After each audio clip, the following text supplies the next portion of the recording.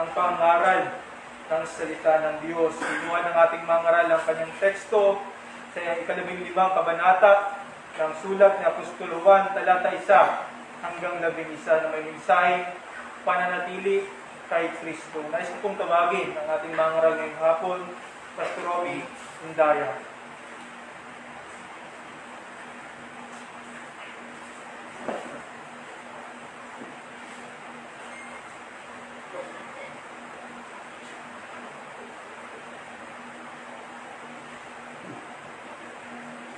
Isang mapagpalang araw ng Panginoon ulit sa inyo, mga kapatid.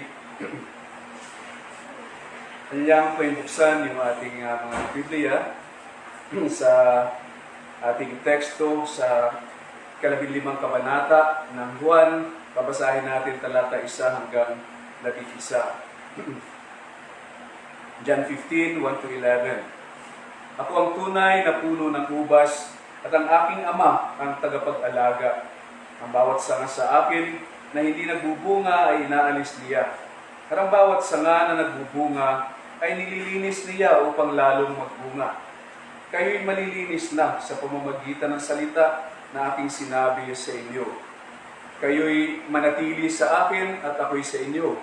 Gaya ng sanga na hindi magbubunga buhat sa kanyang sarili, malibang nakakabit sa puno. Gayon din naman kayo, malibang kayo'y manatili sa akin. Ako ang puno ng ubas, kayo ang mga sanga. Ang nananatili sa akin at ako'y sa kanya ay siyang nagbubunga ng marami. Sapagkat kung kayo'y hiwalay sa akin ay wala kayong magagawa. Kung ang sino man ay hindi manatili sa akin, siya itatapong katulad ng sanga at matutuyo. At sila ay titipunin at ihahagis sa apoy at masusunog. Kung kayo'y mananatili sa akin, ang mga salita ko'y mananatili sa inyo. Tingin ninyo ang anumang inyong nais at ito'y gagawin para sa inyo.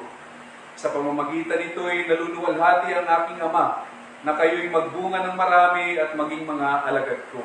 Kung paanong minahal ako ng Ama, ay gayon din naman minamahal ko kayo. Manatili kayo sa aking pagmamahal.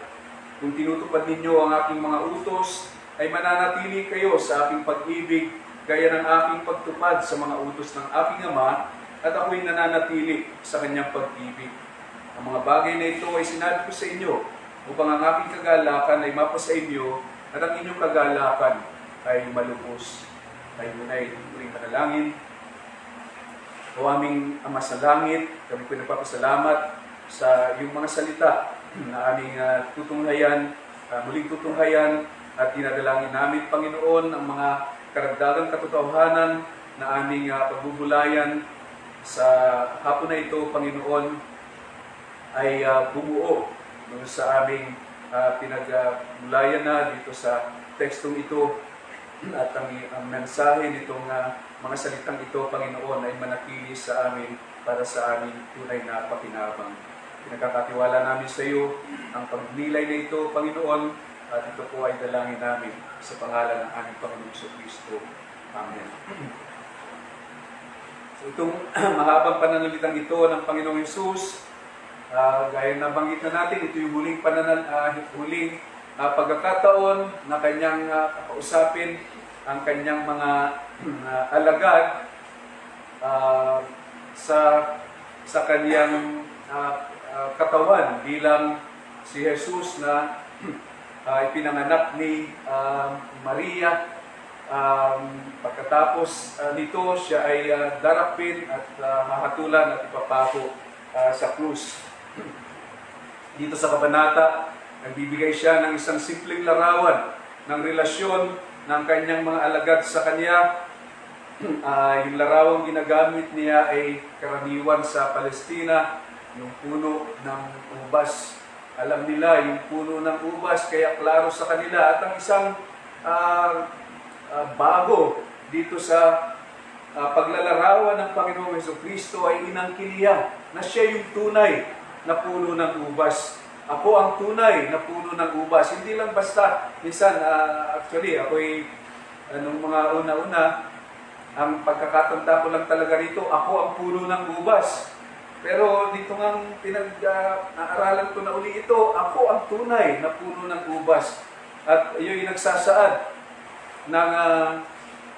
ng isang katotohanan tungkol sa Israel. Ang Israel, ang puno ng ubas ng Panginoon, dito ngayon ay inaangkin ni Jesucristo na siya ang tunay na Israel. Siya ang bagong Israel. Siya ang pagsisimula ng isang bagong bayan ng Diyos na kung saan tayo ay napabilang. Si Jesucristo, ang tunay na puno ng ubas, siya ang tunay na Israel at tayo ngayon na mga kabilang, nakalapit kay Jesucristo, ang tunay na Israel. At kanyang pinananawagan dito ang pananatili ng mga alagad sa Kanya. Pananatili natin. Ito rin ay panawagan sa atin, hindi lang sa mga apostol, na manatili sa Panginoong Jesucristo. Yung salitang Griego ay nagsasaad ng paninirahan. Manirahan kayo sa akin. Yun yung literal na sinasabi rito ng Panginoong Jesucristo. Ganun ang dapat mangyari sa atin na mga mananampalataya para tayo makapamunga. Kaya ganito yung mensahe na ating pinagbubulay-bulayan dito sa tekstong ito. Si Jesucristo ang pinagmumula ng ating buhay Kristiyano at pamumunga. Kaya mahalagang tayo ay manatili sa Kanya. Tatlong tanong yung ating pinagbubulayan dito sa mensahe na ito. Una, ano ang ibig sabihin ng pananatili? Ang ibig sabihin ng pananatili, meron tayong tatlong bagay na pinagbulayan dito sa kung ano ba ang ibig sabihin ng pananatili. Una, yun ay pagkakaroon ng nagbibigay buhay na relasyon o kaugnayan kay Kristo. Yung isang tao ay hindi pwedeng manatili kay Kristo kung siya ay hiwalay kay Jesucristo. Kung siya hindi sumasampalataya sa Ebanghelyo, yung isang tao na makakabasa nito, mananatili pala ako kay Kristo, pupunta ako kay Kristo at ididikit ko yung aking sarili sa Kanya. Hindi yun pwedeng mangyari sapagkat ang Diyos ang siyang naglalapit sa atin o sa tao kay Kristo sa pamamagitan ng Ebanghelyo. Kaya kayo na mga wala pa kay Jesucristo, hindi kayo pwedeng manatili kay Kristo o kaya ay magdesisyon kayo na mananatili ako kay Kristo. Hindi, sapagkat malibang ang tao ay may panganak na muli, hindi niya kikilalanin si Jesucristo. Kaya ang kailangan nyo ay kapanganakan mula na muli. O actually, yung literal na sinasabi nung kapanganakan na yon ay hindi basta kapanganakan uli. Bagkos ay kapanganakan mula sa itaas. Kailangan ninyong maipanganak ng Diyos bago kayo makapanampalataya. At yan ay sinasabi natin na walang kakayahan ng tao na lumapit kay Jesucristo malibang siya muna ay buhayin ng Diyos mula sa kanyang patay na kalagayan. Kaya kailangan mo si Jesucristo, lumapit ka sa Kanya at hingin na kahabagan ka rin niya at pagkalooban noong kapanganakan mula sa itaas at ikaw ay makapanampalataya kay Jesucristo at magkaroon ng buhay na relasyon kay Kristo. At ikalawang ibig sabihin ay yung pagkakaroon ng lumalagong dependence, lumalagong pagsalalay. Ibig sabihin, matutunan natin yung pagdepende, pagsalalay kay Jesucristo sa lumalagong paraan. Naunawaan natin kung ano ang pangangailangan natin kay Kristo sa lahat ng aspeto ng ating buhay. Na tayo ay magkaroon ng totoong karanasan ng pagsalalay sa Kanya sa lahat ng aspeto ng ating pagiging Kristiyano.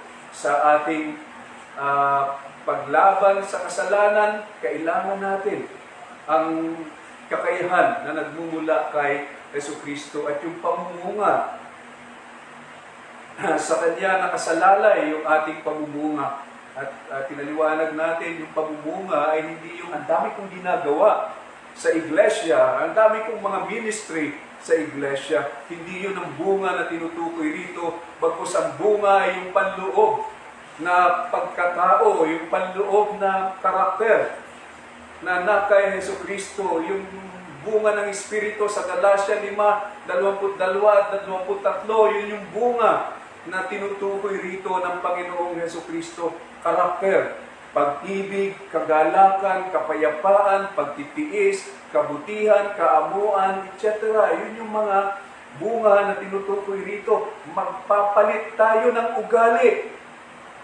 Yung panloob na pag-uugali, ang magbabago, yun ang bunga na tinutukoy rito ng Panginoon. At yung pagkakaroon ng palagiang pagpapatuloy, ibig sabihin yung perseverance. Nagpapatuloy tayo sa kabila ng mga pagsubok, sa kabila ng mga kahinaan, pagbagsak, babangon, magpapatuloy, sapagkat ganoon talaga ang Kristiyano.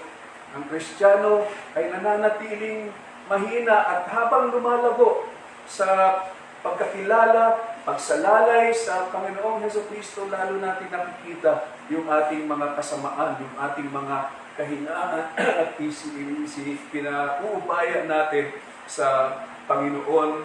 Sa ating kahinaan, siya ang ating kalakasan. At ikalawang pinagulayan natin, bakit kailangan manatili? Ang pangunahing dahilan, sapagkat kung kayo'y hiwalay sa akin, wala kayong magagawa. Kaya kailangan nating manatili. At yun ay upang maranasan natin ang tunay na buhay. Yung tunay na buhay ng Kristiyano ay hindi yung buhay dito, hindi yung buhay pisikal, bagkus yung buhay ng pakikisama sa Diyos. Yung buhay ng Diyos na naisasabuhay sa atin sa pamamagitan ng banal na Espiritu. Yung spiritual na buhay at tunay na buhay na layunin ng Diyos para sa atin. Hindi yung panlabas na buhay, hindi yung mga panlabas na tinatamasa natin sa buhay na ito. Hindi yon ang buhay, bagkus yung panloob na buhay. At kailangan nating manatili upang makapamunga. Nag-overlap na lang yung mga sinasabi rito. At ikatlo, yung pangluwalhatiin ang Diyos. Kailangan nating manatili sa Panginoon at ang kanyang buhay ay may buhay sa atin sa pamamagitan ng banal na Espiritu na kinakasangkapan ng salita. Nagbabago yung ating mga pag-iisip, nagbabago yung ating mga pag-uugali at pamumuhay, naluluwalhati ang Diyos doon. So ngayon naman, sa ikatlo, paano mananatili? Sabi ng Panginoon sa talata 1 hanggang 3, ako ang tunay na puno ng ubas at ang aking ama ang tagapag-alaga. Ang bawat sanga sa akin na hindi nagbubunga ay inaalis niya. At ang bawat sanga na nagbubunga ay nililinis niya upang lalong magbunga. Kayo'y malilinis na sa pamamagitan ng salita na aking sinabi sa inyo. Lahat tayo ng mga mananampalataya, kahit paano ay merong kani-kaniyang pagkahangad na maging mabunga sa buhay Kristiyano. Kung nauunawaan natin ang kahalagahan ng pamunga, na tayo ay binawangis sa wangis ni Kristo, may isip natin na kailangan. Importante na tayo ay makapamunga. Kaya hinahangad natin yan na maging kagaya tayo ng Panginoong Hesukristo sa puso, pag-iisip at pamumuhay. Paano ba gagawin ito? Yung pangunahing sagot, kung paano ay sa pamamagitan ng pananampalataya. Given na yan, no? Pagtitiwala at pagkakatiwala ng ating sarili at ng ating kapakanan sa Panginoong Hesukristo. Pero paano ba ito gagawin sa praktikal na paraan? Paano ito sa katuparan? Sa pamamagitan ng pananampalataya, yun, alam na natin yun. Pero yun nga, paano sa praktikal na paraan? Sinasabi rito ng Panginoon sa verses 1 to 3 na ang Diyos, Ama, ang tagapag-alaga ng puno ng ubas. Si Kristo yung tunay na puno ng ubas, ang Ama ang tagapag-alaga. Siya yung vine dresser. Ang Ama, sabi niya, ang nag-aalis ng mga hindi namumunga at naglilinis ng mga sangang namumunga. Ang inaalis, yung mga hindi namumunga, tinatanggal at itinatapon sa apoy. Ang nililinis ay yung mga sangang namumunga. yung salitang Griego na isinalin na nililinis, ito ay sinalin sa English na pruning. Yung mga plantito-plantita, alam nila yung pruning, no?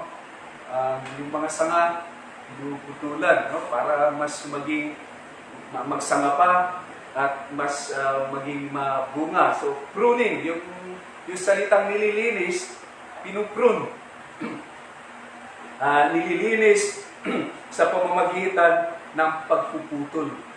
No? Marami yung mga sanga na pinuputulan, dumadami yung mga sanga, di ba? Na sumusuloy ang panibagong mga sanga. Yung isang sanga lang, pag pinutol mo ganyan, minsan magsasanga yun ng 2 o 3. So, ganoon yung pamamaraan ng mga vine dresser doon sa puno ng ubas. Pinuputulan yung mga sanga para may susuloy na bagong mga sanga, inaalisan mga dahon, so nililinis. At magsasanga ng panibago at mamumunga ng mas marami. So mula rito sa talatang ito, 3 pamamaraan yung makikita natin. Una, yung paano gagawin sa praktikal na paraan yung pananatili. Una, magpasakop sa naglilinis na pagpuputol ng Diyos, yung pagpupruning ng Diyos. Magpasakop tayo doon sa pagpupruning ng Diyos. Nililinis ng Diyos sa pamamagitan nga ng pagpuputol yung mga sangang namumunga, yung mga namumunga. So, yung isang mananampalataya na namumunga, pinupruning daw ng Diyos. Mahalagang sangkap ito ng pananatili kay Kristo at pamumunga. Yung kahandaan natin na magpasakop sa paglilinis ng Diyos sa ating mga buhay. Ngayon ang tanong, paano ba tayo nililinis? Paano tayo nililinis ng Diyos? Pinuputulan ba tayo ng mga parte ng ating katawan? Pansinin natin na sinasabi sa verse 2, ang bawat sanga na nagbubunga ay nililinis niya upang lalong magbunga. At pagkatapos, sa verse 3, kayo'y malilinis na sa pamamagitan ng salita na aking sinabi sa inyo. So malinaw yung sinasabi ng Panginoon na ginagamit ng Ama na pamputol, panlinis, pampruning, para lalo tayong maging mabunga ay ang salita ni Kristo. Yung salita pa rin ang tinutukoy ng paglalarawan. Ito ay pagpapabanal na ang ginagamit ng Diyos na instrumento ng pagpapabanal ay yung mga aral ni Kristo. Itong bagong tipan. Nandirito sa bagong tipan yung mga salita ni Kristo. Ang salita ni Kristo ay parang matalas na pruning knife na inilalarawan dito. Sabi sa Hebreo 4, talata 12, sapagkat ang salita ng Diyos ay buhay, mabisa at higit na matalas kaysa alinmang tabak na may 2 talim at tumatagos hanggang sa pinaghihiwalayan ng kaluluwa at espiritu, ng mga kasukasuan at ng utak sa buto, at may kakayahang kumilala ng mga pag-iisip at mga hangarin ng puso. Kapag kayong salita ay inilapat sa atin, kumikilala ito ng mga bagay na dapat maalis, dapat maputol, dapat mapalitan. Yung mga bagay na sinasaway sa atin ng Panginoon, ang pagsaway niya sa atin, yung kanyang salita. Kaya makikita natin dito ang kahalagahan ng salita. Paano tayo masasaway kung hindi tayo nagbubuklat ng Biblia? Paano tayo masasaway kung hindi tayo nakikinig? Kapag nag-aaral tayo, kapag hindi natin iniintindi yung mga bagay-bagay, paano tayo masasaway? Paano tayo masasanay? Paano tayo matuturuan ng kanyang kalooban? At tinuturo rin ng salita ng Diyos na isa ring instrumento ng Diyos ng paglilinis ay ang mga pagdurusa at mga pagsubok. Sabi sa awit, 119, talata 71, mabuti sa akin na ako'y pinighati upang aking matutunan ang mga tuntunin mo. So mabuti raw sa atin na tayo ay pagdusahin. Mabuti raw sa atin na tayo ay padaanin sa apoy, padaanin sa mga pagsubok para matutunan natin ang tuntunin ni Kristo. Si Kristo ay habang buhay na nagdusa nung siya'y naririto sa lupa. Buong buhay ng Panginoong Jesucristo ay pagdurusa, kalungkutan, kaya tinatawag siya na man of sorrows. Isang tao na sanay sa kalungkutan dahil sa mga pagsubok na kanyang dinanas dito sa lupa. Kaya bahagi ng pananatili kay Kristo ay pagpapasakop sa paglilinis ng Diyos sa pamamagitan ng pagpuputol ng kinakasangkapan ay yaong salita ng Diyos at mga pagsubok upang tayo ay gawing mas kahawig ni Kristo sa pag-iisip at pag-uugali na mahahayag sa ating banal na pamumuhay. Sabi ni Martin Luther sa isa niyang sermon kaugnay nitong John 15, sabi niya, ito ay talagang nakakapagbigay kaaliwang larawan. Ito raw ang larawan na to, ng pagpupruning.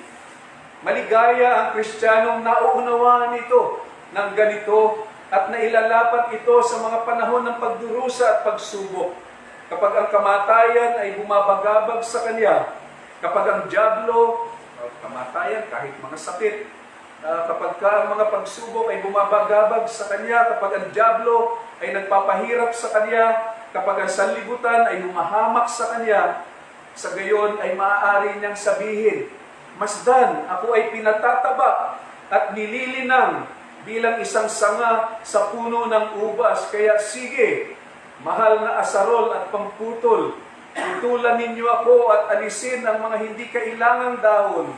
Magagalak akong pagdusahan ito sapagkat ang mga ito ay asarol at pamputol ng Diyos. Ang mga ito ay inilalapat para sa aking kabutihan at kapakanan. Maganda yung tinuturong pananaw ni Martin Luther.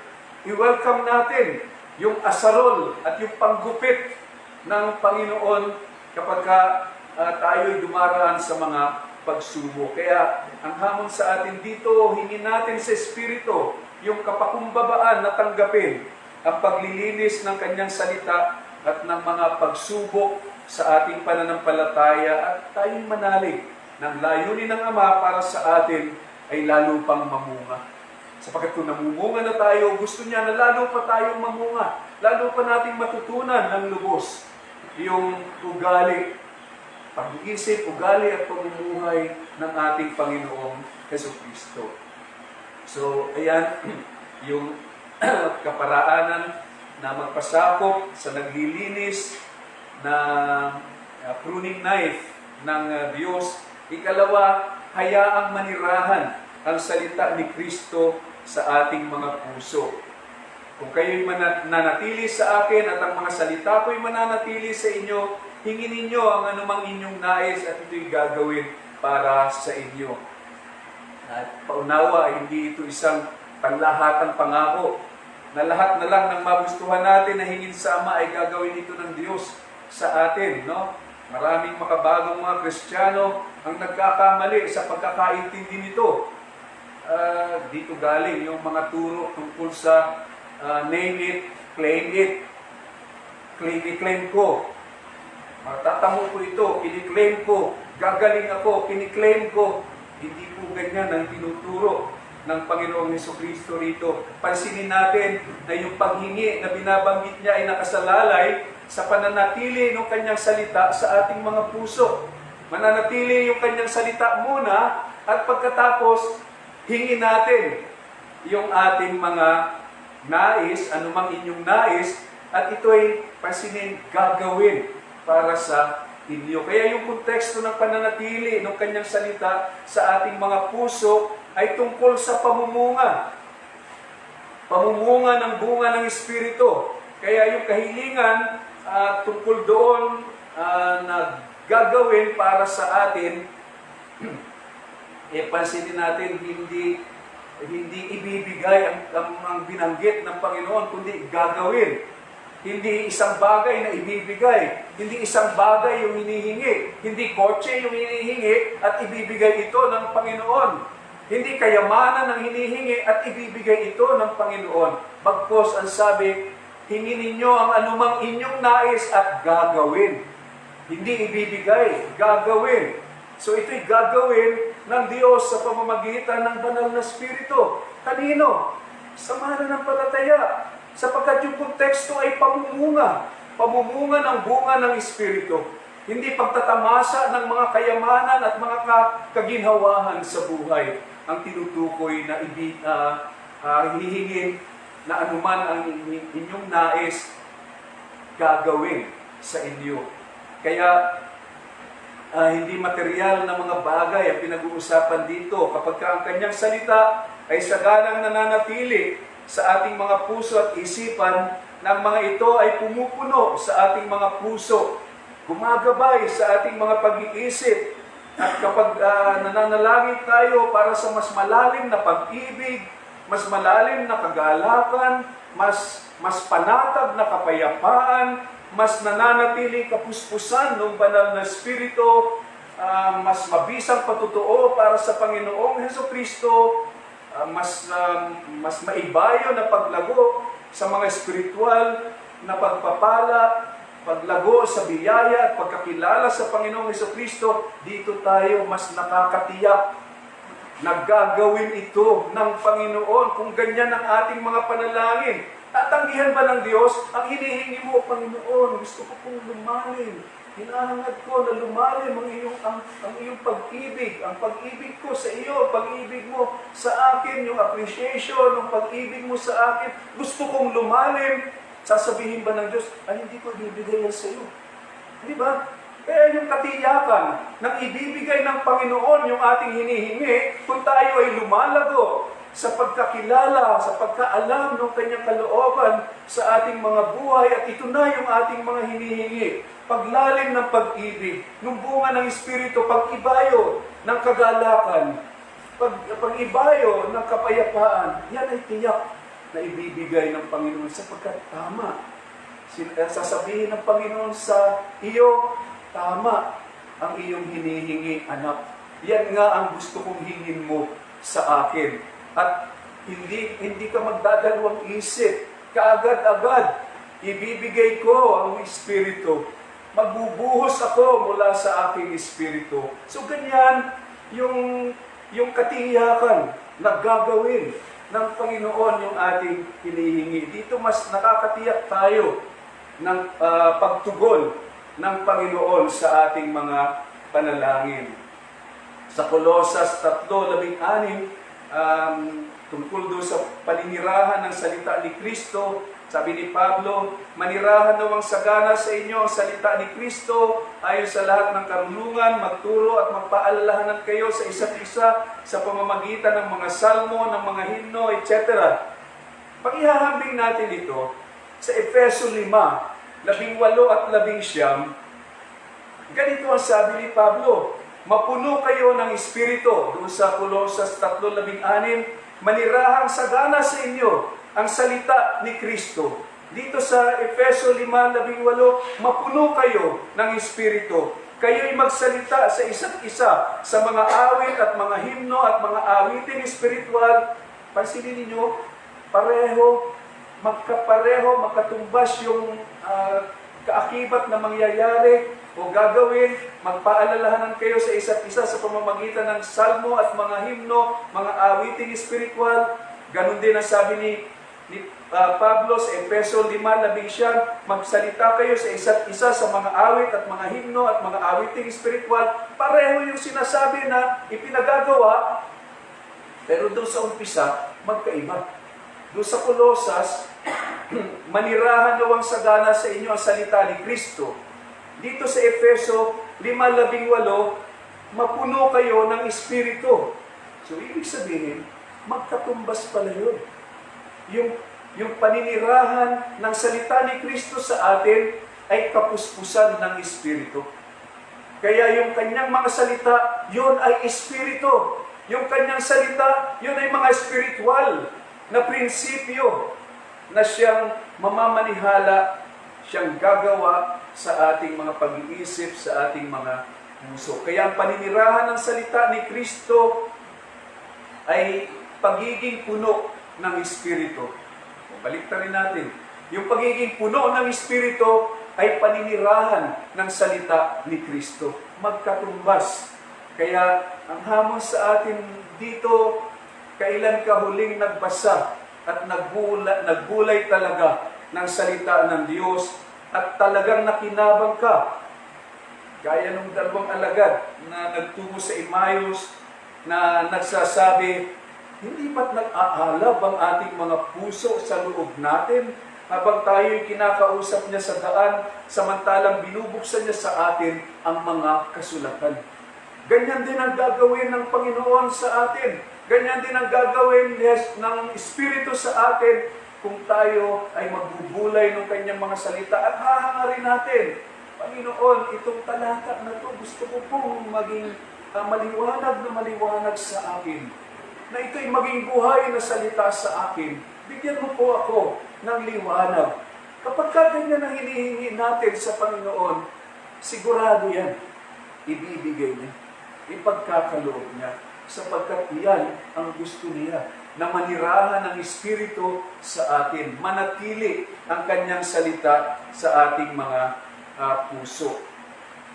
So, yun yung ikalawa, yung paninirahan, kaya ang manirahan ng salita ni Kristo sa ating mga puso, at ikatlo, manatili sa kanyang pag-ibig.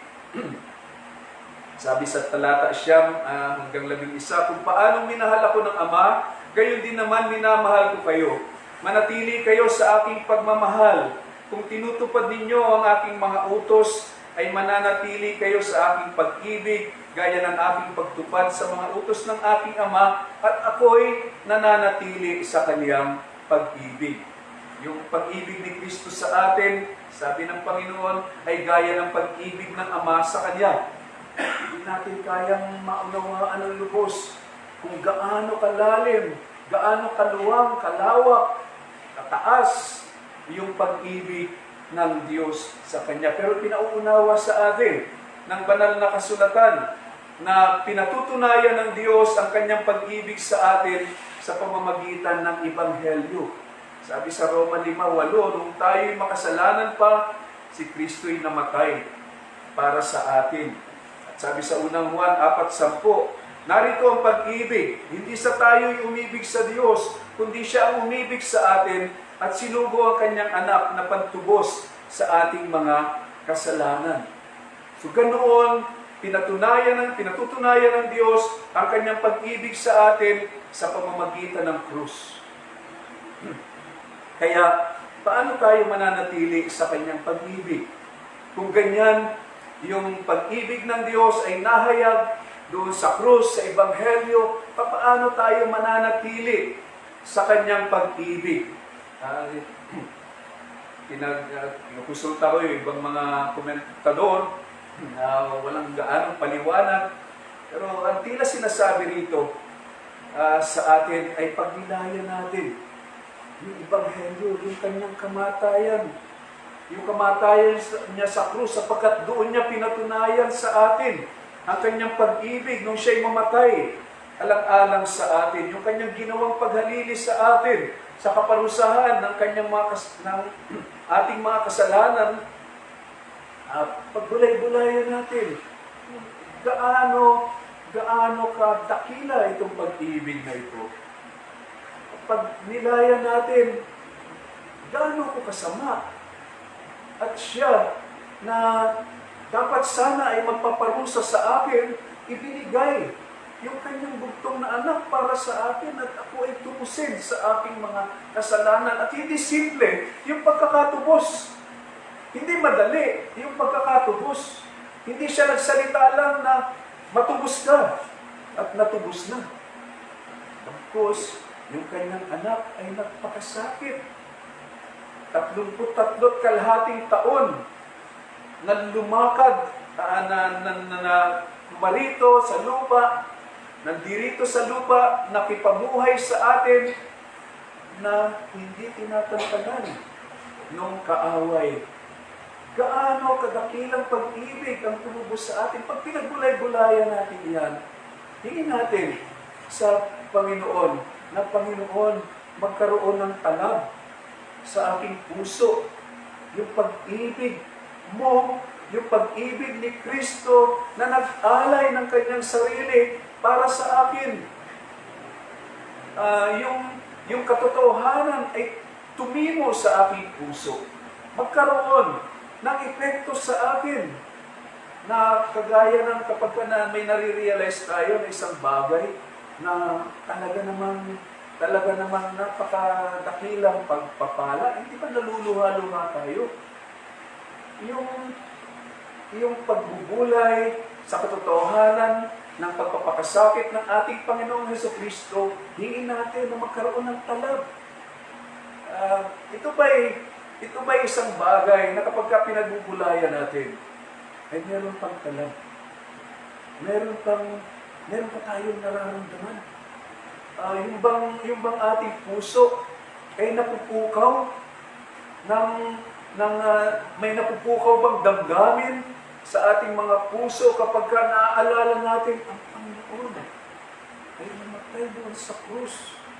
Yung puot ng Ama, buong buo, ibinuhos sa Kanya para ako matubos. Hindi ba yun magkakaroon ng talab sa ating mga puso? So yung pagbubulay sa ginawa ng ating Panginoong Hesukristo, huwag nating pagsasawaan. At manatili yun sa ating mga puso na kagaya ng isang alaala na hindi humihiwalay sa atin. Yung ginawa ng Panginoong Hesukristo ay maging alaala na sa tuwing tayo ay magkakaroon ng tahimik na oras, sumasagi sa isipan natin. Ganoong pananatili sa kanyang pag-ibig ang tila siyang pinapanawagan dito ng Panginoon. At yung pag-ibig na yun ay hindi lang naman magiging damdamin. Yun ay pupukaw rin sa ating mga puso, sa ating kalooban ng kagustuhang sumunod. Kasi yun ang sinasabi ng Panginoong Hesukristo. Hindi lang tayo inuutusan ng Panginoon na bulay-bulayan yung kanyang pag-ibig at pumukaw ng maligayang damdamin o kaya maiyak-iyak na damdamin, bagkus sinasabi niya rin na para manatili tayo sa kanyang pag-ibig, dapat nating sundin ang kanyang mga utos. Ang kabaliktaran, pag hindi tayo manatili sa kanyang pag-ibig o hindi tayo mananatili sa kanyang pag-ibig kung hindi tayo susunod sa kanyang mga utos. Ang madaling sumunod sa utos ng Panginoon kapag maayos ang takbo ng buhay. Pero yung tunay na pagsubok sa pagsunod ay kapag tayo ay nasa gitna ng mabigat na mga pagsubok. Sa mga ganoong panahon na susubok yung ating pag-ibig sa Panginoon. Kung tayo ba ay susunod pa kapag tayo ay gipit na gipit sa ating sitwasyon. Kapag napakahirap noong ating sitwasyon, tayo ba'y susunod pa? Sa mga ganong pagkakataon, tayo'y magtiwala, sumunod, magtiis, gawin ng may pananampalataya ang nararapat gawin. Yung pinapakita nito sa atin, mapapatunayan natin na tayo ay nananatili sa kanyang pag-ibig kapag tayo ay may pagtitiwala pa rin na sumusunod sa kanyang mga utos sa gitna ng pinakamabigat na pagsubok. Yung ating sumasampalatayang pagsunod na may pag-ibig ay ipapahayag ng ating kagalakan, ng ating pagtitiis, ng ating kapayapaan, ng kagandahang loob pa rin, kahit bigat ka na, ng kabutihan pa rin, kahit nahirap ka na, ng katapatan, kahit na ikaw ay bigat na sa iyong mga dalahin, ng kaamuan at pagpipigil sa sarili, kahit na nasa punto ka na malapit na yung iyong mitsa. Kapag ka yung bunga ng Espiritu ay nahahayag pa rin sa atin, doon natin napapatunayan na tayo ay nananatili sa kanyang pag-ibig. Yung unang asawa ni Elizabeth Elliot, na si Jim Elliot, ay namatay sa sibat ng mga Oka Indians. Siya nag-misyon sa mga Oka Indians. Yung kanyang ikalawang asawa, si Addison Light, ay namatay naman sa cancer.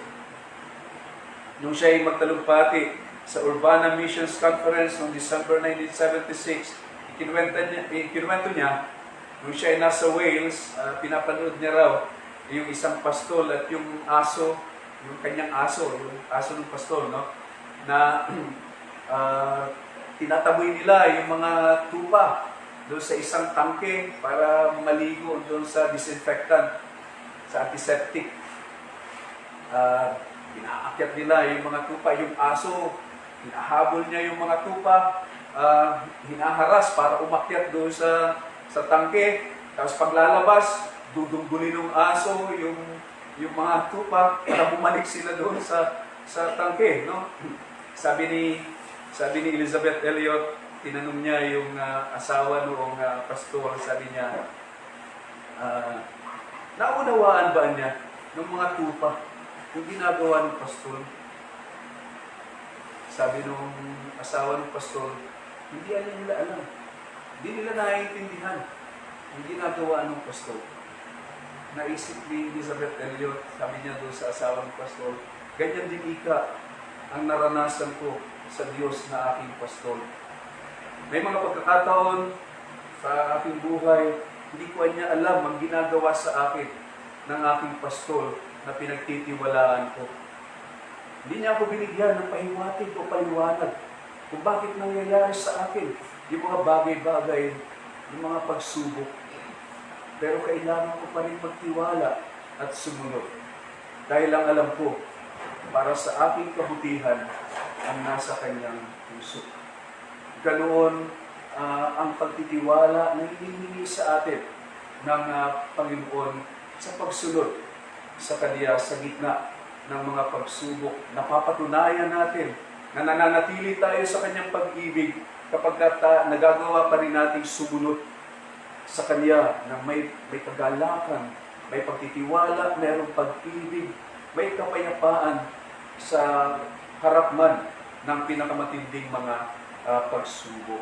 Kaya ito ang hinihingi sa atin, iniutos sa atin ng Panginoon na pananatili sa Kanya.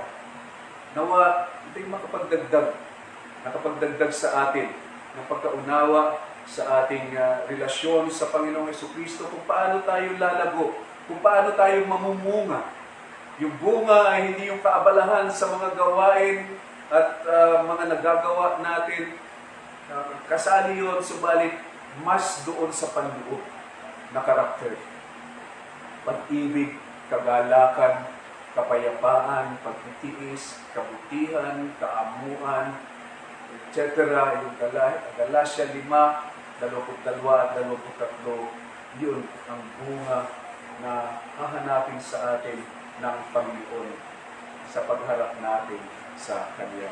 At sa inyo na mga wala pa kay Jesucristo, kailangan nyo rin na mapabilang kay Jesucristo, sapagkat kung kayo ay hiwalay sa Kanya, kayo ay walang magagawa. At sa dulo ng panahon, yung mga sanga na hiwalay kay Kristo ay dadamputin ng mga anghel at susunugin. Kaya ang panawagan sa inyo, manatili kay Kristo. Paano mananatili kay Kristo? Sumampalataya muna kayo sa Ebanghelyo at kayo ay maliligtas, ibibilang, ilalakip kay Jesucristo at saka palang mag-a-apply itong panawagan na ito na manatili kayo sa akin sapagkat kung kayo'y hiwalay sa akin, wala kayong magagawa. Kaya yung ating pamumunga ay nakasalalay sa ating pananatili sa Kanyang salita, pananatili sa Kanyang pag-ibig. At kung nakita natin diyan, yung kaparaanan ay basically yung kanyang salita at yung Espiritu na gumagawa sa ating panloob na pagkatao para tayo mamunga ng karakter ng ating Panginoon na Hesus Kristo. Tayo manalangin.